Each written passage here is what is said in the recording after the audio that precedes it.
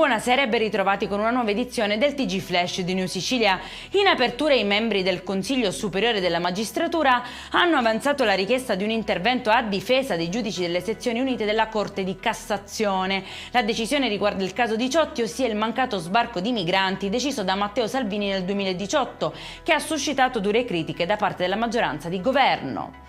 Investimento da 290 milioni di euro per realizzare 5 nuovi dissalatori in Sicilia. Ad annunciarlo è Schifani, che sottolinea come il progetto non sia solo un intervento infrastrutturale, ma un impegno concreto contro la crisi idrica nell'isola. Denunciata una 23enne a Catania che ha tentato di rubare la bici elettrica di un rider che era arrivato nel suo palazzo per consegnare le pizze. La vittima, un 25enne di origini asiatiche, ha colto la ragazza sul fatto, la quale, vistasi scoperta, era scappata a piedi. I carabinieri però l'hanno incastrata. E a tal proposito partirà giovedì 13 marzo lo sciopero a oltranza dei rider palermitani per chiedere migliori condizioni di lavoro, maggiore tutela e sicurezza.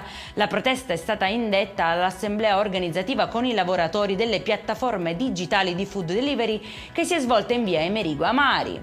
E in chiusura il meteo e il bel tempo in Sicilia alle ore contate. La Protezione Civile regionale per la giornata di domani ha diramato allerta gialla su ben 5 province. Per questa edizione è tutto, al prossimo appuntamento domani alle 13:30. Buona serata.